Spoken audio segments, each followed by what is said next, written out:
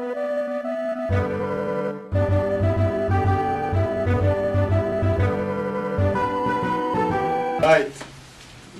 but we know that other people go back into the darkness and they can't stand the light. And I just pray that none of us here actually have turned back, and decide to lean on our own understanding. Let us pray. God in heaven, as I kneel before you, dear God, I pray that you anoint me in these few words, Lord, that you have allowed me to write, dear Father. May it be for the healing and developing of our souls this very day. Lord, we want to thank you for your holy Sabbath.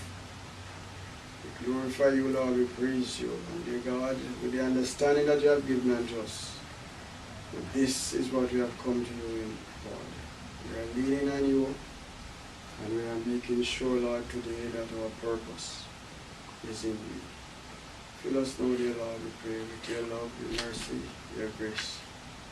And may that eye, that all seeing eye, watches over us, we pray.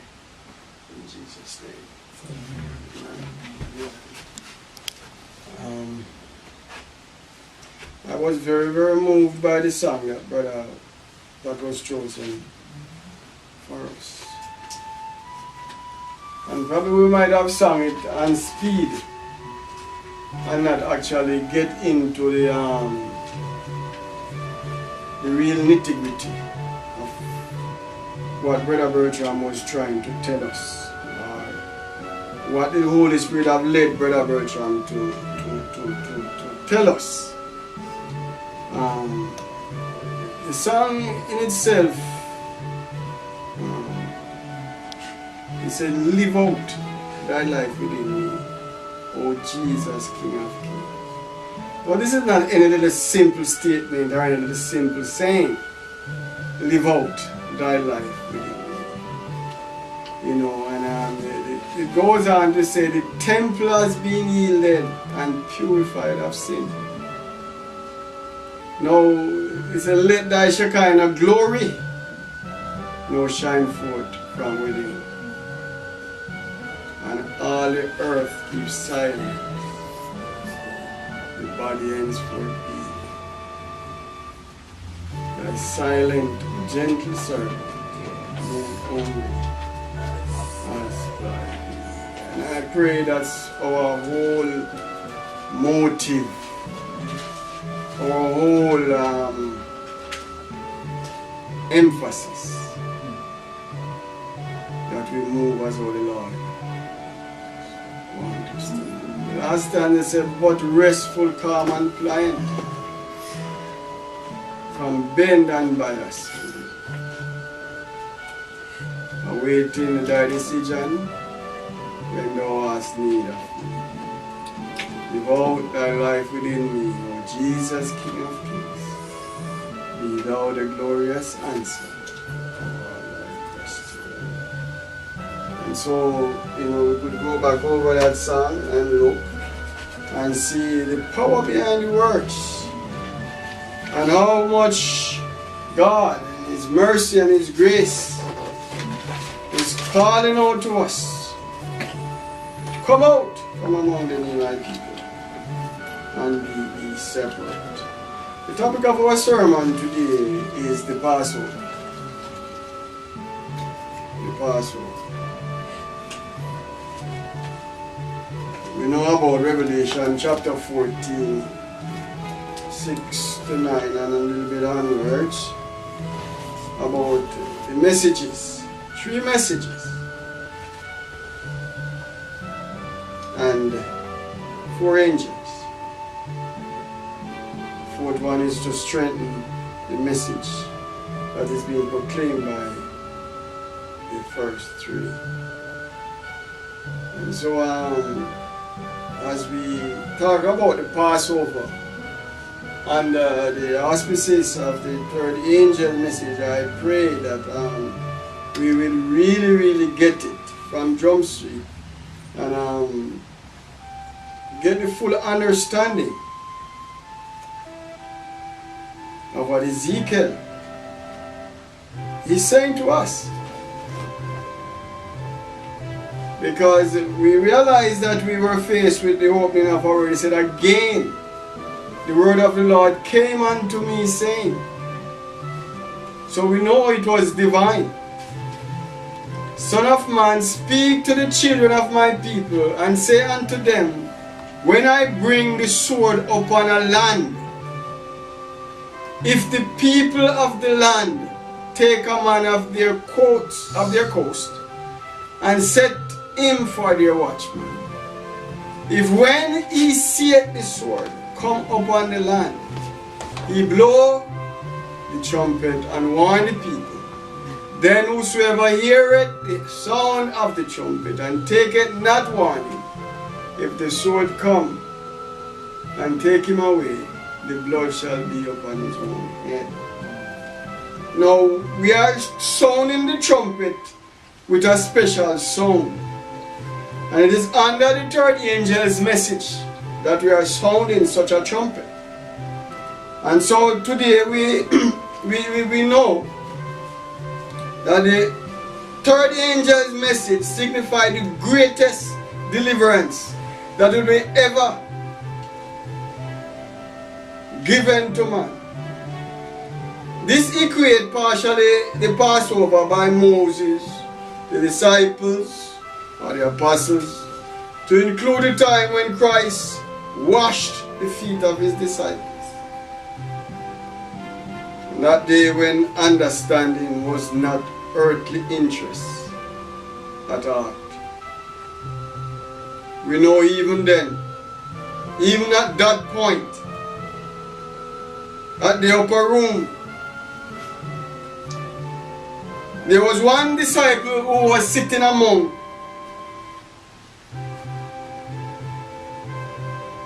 the others, who the Lord had was to tell him, hurry up and go do what you got to do. Christ knew all prophecies, and prophecy had fulfilled and Judas.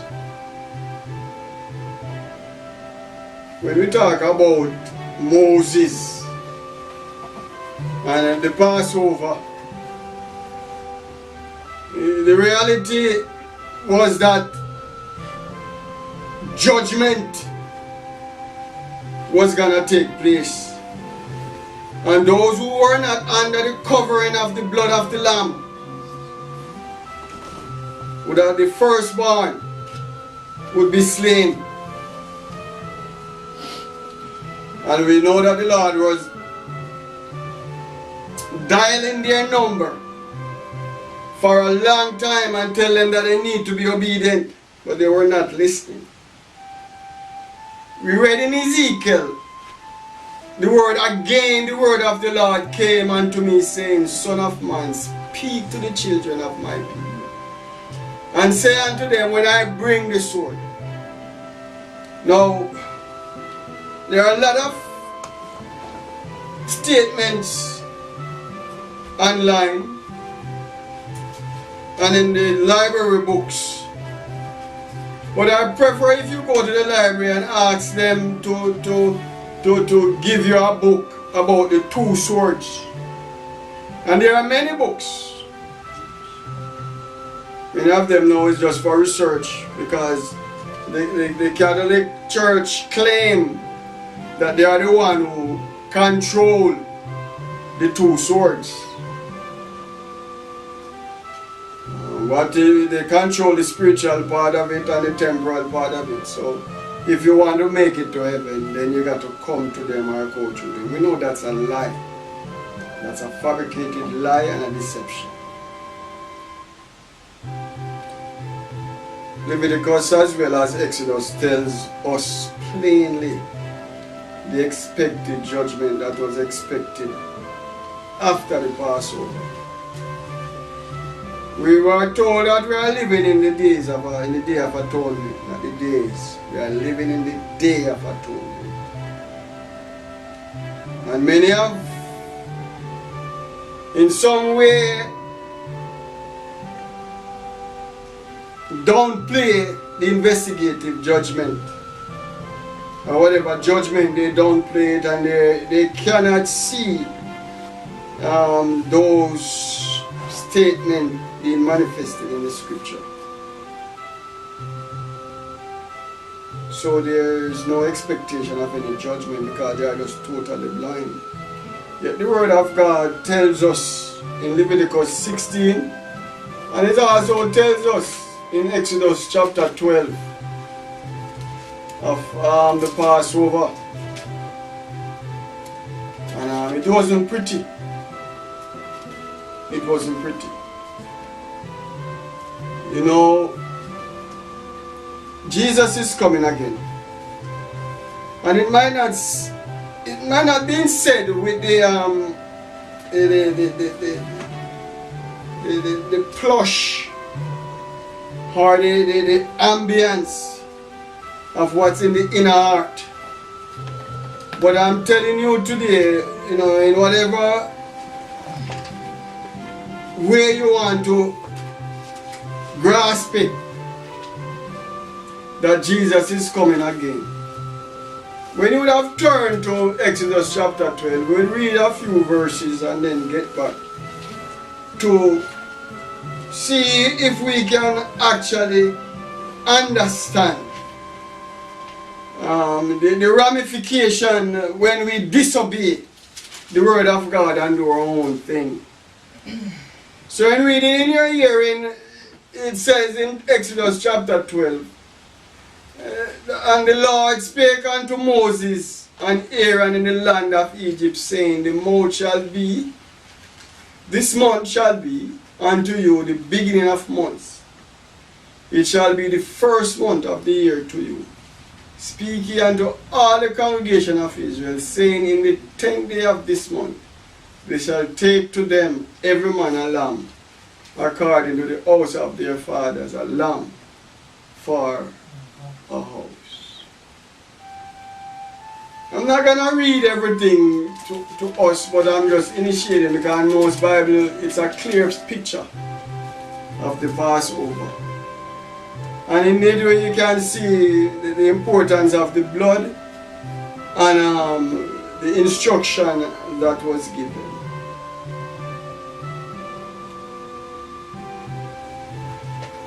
So, you know, I mentioned Leviticus chapter 16, and that you could get on your own because it's, you know, it's a good teaching for us. And just pray, as we will always pray, that the Holy Spirit will lead us through such points.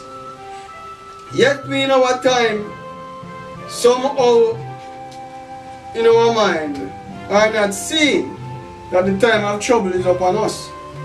We are not seeing it. And that's my great fear, and that is why we have to sound the trumpet a certain way. You know, many times we give Bible studies to people, and sometimes we don't realize we do give a Bible study. But we do give a Bible study from time to time. And when we tell people that Jesus is coming again, sometimes they laugh at us. And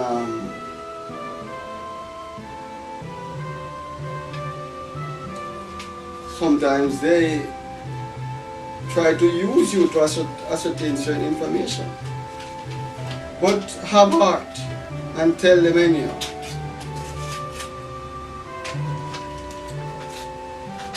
When the Lord sent Jeremiah to warn Judah of their disobedience and what will happen if they refuse,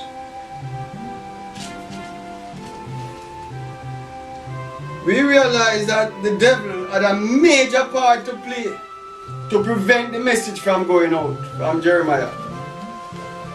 Even though he was crying and weeping and begging the people to listen, another set of people were there who were called false prophets because they were in the pump of their wealth. They could afford to go buy a new car, new this, new that.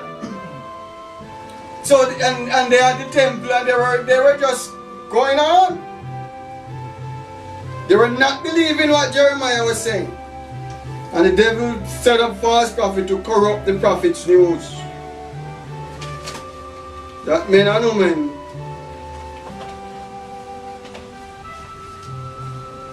lost